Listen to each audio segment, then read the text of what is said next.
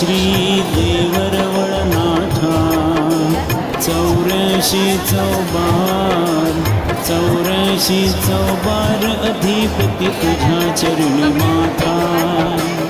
आरती ओवाळू श्री देवरवळनाथा श्री देवरवळनाथा 84 अधिपती तुझ्या चरणी माता चतुर्भुज मूर्ती तुझी उभी खड्गधारी